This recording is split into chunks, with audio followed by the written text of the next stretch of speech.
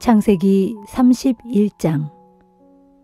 라반의 아들들이 수군거리는 말이 야곱의 귀에 들려왔다. 야곱이 우리 아버지 재산을 모두 빼돌렸어. 야곱이 저렇게 엄청난 부자가 된 것은 아버지 재산을 빼돌렸기 때문이야. 또 라반이 야곱을 바라보는 낯빛도 예전 같지 않았다. 그때 주께서 야곱에게 말씀하셨다. 내 조상들이 살던 땅, 내 피부치들이 살고 있는 고향으로 돌아가라. 내가 너와 함께 하겠다. 야곱은 라헬과 레아를 자기 가축대가 있는 들로 나오게 하여 그들에게 말했다. 요즘 장인어른의 낯빛이 예전 같지 않소. 나를 대하는 태도가 달라졌소. 하지만 내 조상의 하나님께서는 지금껏 나와 함께 하셨소. 당신들도 잘 알다시피 내가 당신들의 아버지를 위해 얼마나 열심히 일했소. 그런데도 장인어른은 나를 속였소. 내 품삯을 준다 하면서 10번이나 마음을 바꾸었소. 하지만 하나님께서는 장인어른이 나에게 해를 끼치지 못하게 하셨소. 장인어른이 나에게 점 있는 가축은 모두 자네 품삯이네 하면 태어나는 가축마다 모두 점 있는 것이 태어났소. 또 장인어른이 나에게 얼룩무늬 있는 가축이 모두 자네 품삯이네 하면 태어나는 가축마다 모두 얼룩무늬 있는 것만 태어났소. 하나님께서는 이렇게 장인어른의 가축을 빼앗아 내게 주셨소. 가축들이 교미할 때가 되었을 때 나는 꿈을 꾸었소. 꿈속에서 내가 눈을 들어보니 암컷과 교미하는 수컷들은 모두 얼룩무늬가 있거나 점이 있거나 줄무늬가 있는 것들이었소. 하나님의 천사가 꿈속에서 야곱아 하고 부르시길래 예, 제가 여기 있습니다 하고 대답하니 그 천사가 내게 말했소. 눈을 들어 똑똑히 보아라. 암컷과 교미하는 수컷이 모두 얼룩무늬가 있거나 점이 있거나 줄무늬가 있는 것들 아니냐? 라반이 지금까지 내게 어떻게 해왔는지 내가 다 알고 있다. 나는 베델에서 내게 나타났던 하나님이다. 너는 거기에서 기념석에 기름을 부으면서 나에게 맹세했다. 이제 너는 이곳을 떠나라. 네 피부치들이 사는 땅으로 돌아가라. 그러자 라헬과 레아가 야곱에게 대답했다. 우리 아버지가 우리에게 물려주신 유산은 아직까지 아무것도 없어요. 그래요. 아버지는 우리를 마치 떠돌이 나그네처럼 대하셨어요. 우리를 당신에게 팔아넘기고 우리에게 주어야 할 몫까지 다 가로채셨어요. 하나님께서 우리 아버지에게서 빼앗아 주신 모든 재산은 우리와 우리 자식들의 것이에요. 하나님께서 당신에게 말씀하신 대로 따르도록 하세요. 야곱은 서둘러 자기 아내들과 자식들을 낙타에 태웠다. 가축대와 밧단아람에서 벌어들인 모든 재산과 가축들도 챙겨서 야곱은 아버지 이삭이 살고 있는 가나안 땅을 향해 떠났다. 라반은 양털을 깎으러 나가 집 안에 없었다. 라헬은 자기 아버지 소유인 드라빔 신상을 훔쳤다. 야곱은 아람 사람 라반에게 도망칠 낌새를 조금도 내비치지 않은 채 서둘러 길을 떠났다. 야곱은 자신의 모든 재산을 챙겨서 달아났다.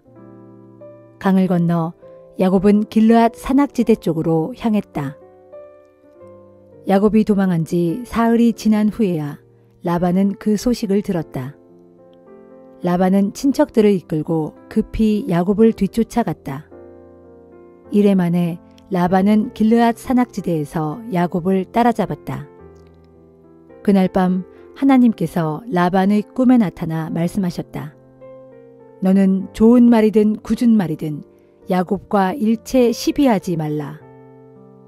야곱은 산 속에 장막을 치고 거기서 묵고 있었다. 라반도 자기 친척들과 함께 길르앗 산악지대에 장막을 쳤다. 라반이 야곱에게 말했다. 자네는 어쩌자고 이런 짓을 하는가? 어째서 나를 속이고 마치 전쟁터에서 칼로 위협하여 포로를 끌고 가듯 내 딸들을 잡아가려 하는가? 무슨 까닭으로 자네는 이렇게 비밀리에 떠나왔는가? 이렇게 나를 속여도 되는가? 자네가 고향으로 돌아간다고 말했으면 내가 설마 안 보내주었겠는가? 북도 치고 수금도 뜯고 노래도 부르면서 자네를 기쁘게 떠나보냈을 텐데 이게 무슨 짓인가? 나로 내 손자들과 딸들에게 작별 인사조차 못하게 해도 되는 것인가? 왜 자네는 이런 어리석은 짓을 하는가? 내게는 자네를 해칠 힘이 있네. 하지만 어젯밤 꿈에 자네 조상의 하나님께서 내게 나타나 말씀하시더군. 좋은 말이든 굳은 말이든 자네와 일체 시비를 하지 말라고 말이야. 나는 자네가 그토록 고향으로 돌아가고 싶어하는 마음을 충분히 이해하네. 자네는 워낙 오래 고향을 떠나 살았지 않았는가? 하지만 어째서 자네는 우리 집 신상까지 훔쳐가는가? 야곱이 라반에게 말했다. 제가 말씀도 드리지 못하고 떠난 것은 장인어른께서 제 아내들을 억지로 빼앗아 가실까 두려워서 그랬습니다. 하지만 장인어른 집의 신상은 절대 훔치지 않았습니다. 만일 그 신상을 가진 사람이 나오면 장인어른께서는 그 사람을 죽여도 좋습니다. 또 우리 친척들이 지켜보는 가운데 우리가 가진 것 중에서 장인어른의 것이 하나라도 있는지 찾아보십시오. 만일 하나라도 있으면 그것을 도로 가져가십시오. 야곱이 이렇게 말한 것은 라헬이 신상을 훔쳐온 사실을 까맣게 몰랐기 때문이었다. 라반은 먼저 야곱의 장막부터 뒤졌다. 이어 레아의 장막을 뒤지고 그 다음에는 두 몸종의 장막을 뒤졌지만 아무 데서도 신상을 찾을 수 없었다. 라반은 레아의 장막에서 나온 뒤 마지막으로 라헬의 장막에 들어갔다. 라헬은 신상을 낙타의 안장 밑에 숨겨두고 그 위에 앉아 있었다. 라반은 라헬의 장막을 샅샅이 뒤졌지만 신상을 찾아내지 못했다. 라헬이 아버지에게 말했다. 아버지, 기분 나빠하지 마세요. 지금 제가 월경 중이라 낙타에서 내려서 아버지를 맞을 수가 없네요. 라반은 아무리 뒤져도 신상을 찾을 수 없었다. 그러자 야곱이 화가 치밀어 라반에게 따졌다. 제게 무슨 잘못이 있다고 이러십니까? 제게 무슨 죄가 있다고 사냥꾼처럼 저를 뒤쫓아오셨습니까? 장인어른은 지금 저의 짐을 다 뒤져보셨는데 그중 하나라도 장인어른 집안에 물건이 있었습니까? 그런 것이 하나라도 있다면 장인어른의 집안 사람들과 우리 집안 사람들이 보는 앞에 내놓아 보라고 하십시오. 어느 쪽이 잘못했는지 그 사람더러 가리게 합시다. 저는 20년 동안 장인어른과 함께 지내왔습니다. 그동안 제가 돌본 장인어른의 양과 염소 가운데 한 마리라도 낙태한 적이 있었습니까? 또 제가 장인어른의 가축대 중에서 수량 한 마리라도 잡아먹은 적이 있었습니까? 어쩌다가 들짐승한테 양 한 마리가 물려 죽어도 제가 대신 물어냈습니다. 낮에 도둑을 맞았든 밤에 도둑을 맞았든 장인어른은 그 손해를 모두 제게 떠넘겨 저에게 배상하도록 했습니다. 저는 낮에는 더위를 먹고 밤에는 추위에 떨면서 잠도 제대로 못 잘 때가 한두 번이 아니었습니다. 저는 장인어른의 집에서 20년을 지냈습니다. 그중 14년 동안은 장인어른의 두 딸에게 장가들려고 일했고 나머지 6년 동안은 장인어른의 가축대를 돌보느라 세월을 다 보냈습니다. 그런데도 장인어른은 제게 주시기로 약속한 품삯을 10번이나 변경했습니다. 우리 조상의 하나님, 곧 제 할아버지 아브라함의 하나님, 제 아버지 이삭이 경외하는 하나님께서 저와 함께 해주지 않으셨더라면 장인어른은 저를 빈털터리로 쫓아내셨을 것입니다. 그래서 하나님께서는 제가 얼마나 힘들게 지냈는지를 다 아시고 어젯밤에 장인어른을 꾸짖으신 것입니다. 라반이 야곱에게 말했다. 자네 아내들은 내 딸 자식들이 아닌가. 이 아이들은 내 손자들이고 이 가축대도 모두 내 가축대가 아닌가. 자네 눈으로 보고 있는 이 모든 것들이 다 내 재산이네. 그런데 내가 어찌 내 딸들과 내 딸들이 낳은 자식들을 야박하게 대할 수 있겠는가. 자, 이리 오게. 우리 함께 계약을 맺는 것이 어떤가. 함께 돌무더기를 쌓아 올려 그것으로 나와 자네 사이에 증거물로 삼도록 하세. 야곱은 돌 하나를 가져다가 기념비를 세우고 자기 친척들에게 돌을 모아다가 무더기를 만들라고 시켰다. 그런 후에 야곱은 그 돌무더기 곁에서 라반과 함께 음식을 나누어 먹었다. 라반은 그 돌무더기를 여갈 사하두다라고 불렀고 야곱은 그것을 갈르엣이라고 불렀다. 라반이 말했다. 이 돌무더기가 오늘 우리가 맺은 계약의 증거일세. 그것의 이름이 갈르엣이라고 불리게 된 것은 이런 연유에서였다.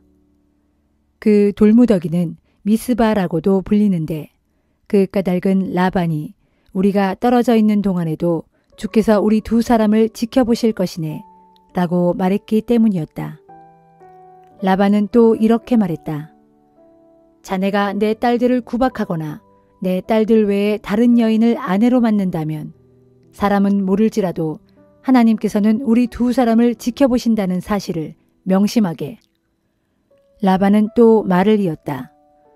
이보게, 여기 돌무더기도 있고 이렇게 기념비도 있네. 이 돌무더기가 증인 노릇을 해주고 또 이 기념비도 그럴 걸세. 자네는 이 돌무더기를 넘어 내가 있는 곳으로 쳐들어와서는 안 되네. 나도 이 돌무더기를 넘어 자네가 있는 곳으로 쳐들어가지 않겠네. 아브라함의 하나님, 나홀의 하나님, 그들의 조상이 섬기던 하나님께서 우리 사이를 판가름해 주실 것이네. 그러자 야곱은 아버지 이삭이 경외하던 분의 이름을 두고 맹세했다. 야곱은 산에서 가축을 잡아 제물을 바치고 친척들을 불러 음식을 함께 나누어 먹으면서 산속에서 밤을 지냈다. 라반은 다음 날 아침 일찍 일어나 손자들과 딸들에게 작별 인사를 하면서 그들을 축복해 주었다. 그리고 라반은 길을 떠나 자기 집으로 돌아갔다.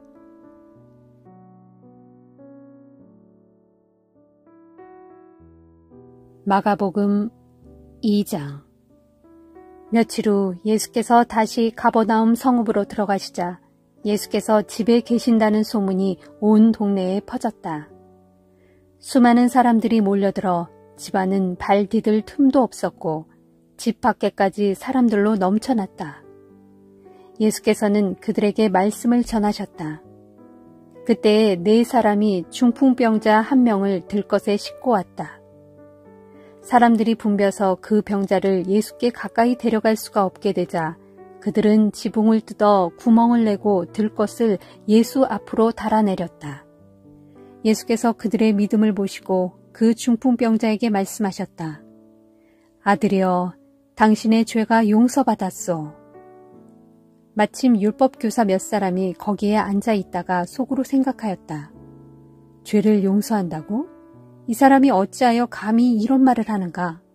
이것은 분명 하나님을 모독하는 말이다. 오직 하나님만이 죄를 용서하실 수 있지 않은가? 예수께서 그들의 생각을 알아차리고 그들에게 말씀하셨다. 당신들은 왜 그런 생각을 품고 있소? 중풍병자에게 당신의 죄는 용서받았소 하고 말하는 것이 쉽겠소? 아니면 일어나서 들것을 가지고 걸어가시오 하고 말하는 것이 더 쉽겠소? 인자는 땅에서 죄를 용서하는 권세를 가지고 있어. 내가 이 사람을 고쳐서 그 증거를 당신들에게 보여주겠소. 그런 후 예수께서 그 중풍병자에게 말씀하셨다. 내가 당신에게 말하겠소. 당신은 일어나서 당신의 자리를 걷어 집으로 가시오. 당신의 병이 다 나았소. 그러자 그 사람이 벌떡 일어나더니 사람들이 모두 지켜보는 가운데 자기의 들것을 들고 걸어나갔다. 사람들은 크게 놀라서 하나님을 찬양하며 말했다. 우리가 이런 일은 일찍이 본 적이 없다. 예수께서 다시 갈릴리 호숫가로 나가셨다. 많은 사람들이 예수께 모여들자 그들에게 말씀을 전하기 시작하셨다. 예수께서 길을 가시던 중 알페오의 아들 레위가 세관에 앉아 있는 것을 보시고 그에게 말씀하셨다. 나를 따르시오. 그러자 레위는 벌떡 일어나 예수를 따라 나섰다. 어느 날 예수께서 레위의 집에서 식사를 하셨다. 그 자리에는 제자들뿐만 아니라 예수를 따르는 세리와 죄인들도 많았다. 바리새파 사람들인 율법 교사들이 예수께서 죄인들 및 세리들과 함께 어울려 식사하는 것을 보고는 예수의 제자들에게 물었다. 어째서 당신네 선생은 저런 인간들과 어울려 식사를 합니까? 예수께서 그 말을 들으시고 그들에게 말씀하셨다. 건강한 사람에게는 의사가 필요 없지만 병든 사람에게는 의사가 필요하오. 나는 의인을 부르러 온 것이 아니라 죄인을 부르러 이 땅에 왔소. 세례 요한의 제자들과 바리새파 사람들이 금식을 하고 있을 때였다. 몇몇 사람이 예수께 와서 물었다.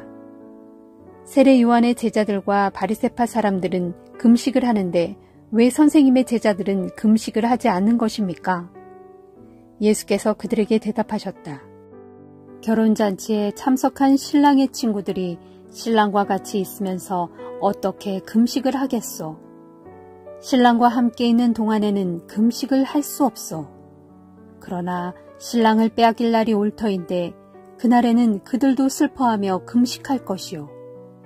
낡은 옷에다 새 천조각을 대고 깁는 사람은 없는 법이요. 만일 그렇게 하면 새 천조각이 낡은 옷을 잡아당겨 이전보다 더 크게 찢어지지 않겠소. 또 새 포도주를 낡은 가죽 부대에 담는 사람도 없소. 만일 그렇게 하면 가죽 부대가 터져서 포도주도 버리고 부대도 버리게 되오. 새 포도주는 새 부대에 담아야 하오. 어느 안식일에 예수께서 제자들과 함께 밀밭 사이로 지나가시게 되었다. 제자들이 밀밭 사이로 지나가면서 밀 이삭을 잘라 먹자 바리새인 몇 사람이 예수께 말했다. 보십시오. 저 사람들은 안식일에 해서는 안 될 일을 하고 있습니다. 예수께서 그들에게 말씀하셨다. 당신들은 다윗과 그 일행이 먹을 것이 없어서 굶주렸을 때 다윗이 행한 일을 읽어보지 못했소.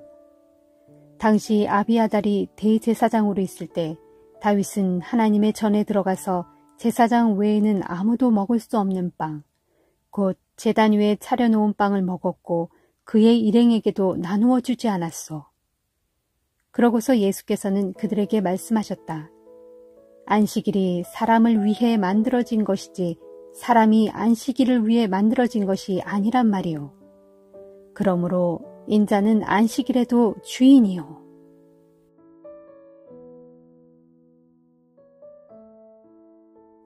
에스더 7장. 이리하여 하만은 왕과 함께 에스더가 베푼 잔치에 참석했다.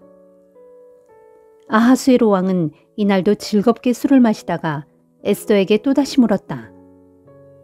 에스더 왕후여, 그대의 소원이 무엇이오? 내가 다 들어주겠소. 그대가 원한다면 이 나라의 절반이라도 떼어주겠으니 어서 말해보시오. 그제야 에스더 왕후가 대답했다. 왕이시여, 제가 만일 왕께 은총을 입었고 또 왕께서 이 몸을 어여삐 여기신다면 제 목숨을 살려달라는 것이 제 소원입니다. 그리고 저의 동족도 살려주십시오. 이것이 저의 간절한 소원입니다. 지금 저와 제 동족이 다 죽어 멸절될 위기에 처해 있습니다. 만일 저와 제 동족이 노예로만 팔려간다 해도 저는 아예 침묵을 지키고 그 문제로 왕을 괴롭히지 않았을 것입니다. 그 말에 깜짝 놀란 아하수에로 왕이 에스더 왕후에게 급히 물었다. 누가 그런 짓을 꾸몄단 말이오? 그토록 흉악한 일을 꾸민 자가 도대체 어디에 있는 누구요? 에스더가 입을 열었다. 나와 우리 동족의 대적, 바로 그 원수는 이 앞에 있는 사악한 인간 하만입니다. 그러자 하만이 왕과 왕후 앞에서 공포에 사로잡혀 하얗게 질린 얼굴로 벌벌 떨기 시작했다. 아하수에로 왕은 크게 격분한 나머지 술자리에서 벌떡 일어나 왕궁의 안뜰로 나갔다.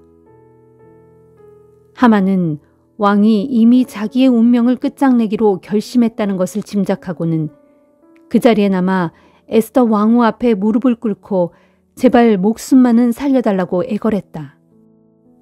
왕이 궁궐 안뜰에서 술자리로 다시 돌아오니 에스더가 몸을 기대어 앉았던 긴 의자 앞에 하만이 엎드려 있었다. 이런 장면을 본 왕은 크게 소리치기를 왕후가 궁중에서 나와 함께 있는데도 저자가 감히 왕후를 겁탈하려고 하는 것이냐 하였다. 이 같은 말이 왕의 입에서 떨어지자마자 내시들이 하만에게 우르르 달려들어 수건으로 하만의 얼굴을 감싸버렸다. 이때 왕을 모시는 내시들 가운데 하나인 하르보나가 말했다. 하만은 내시들의 암살 음모를 폭로해 왕의 목숨을 구해준 모르드게를 매달아 죽이려고 장대까지 세워놓았습니다. 그 장대가 지금 하만의 집 마당에 서 있는데 높이가 50규빗이나 됩니다. 그러자 왕이 즉각 명령했다. 하만을 거기에 매달아라. 그래서 사람들은 하만이 모르드게를 매달아 죽이려고 세웠던 그 기둥에 하만을 매달아 죽였다. 그제야 왕의 분노가 비로소 가라앉았다.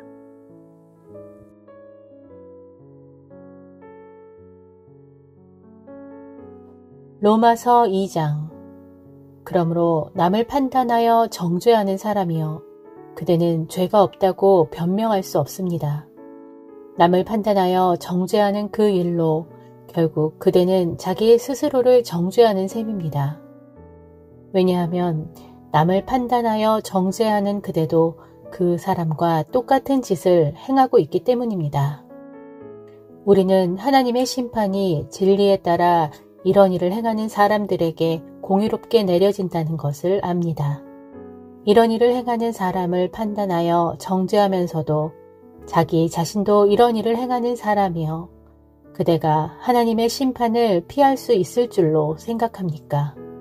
그렇지 않으면 선하신 하나님께서 그대를 인도하여 회개의 자리로 이끌고자 하시는데도 그것을 알지 못하고 그분께서 베푸시는 풍성한 인자하심과 용납하심과 오래 참으심을 오히려 멸시하려는 것입니까?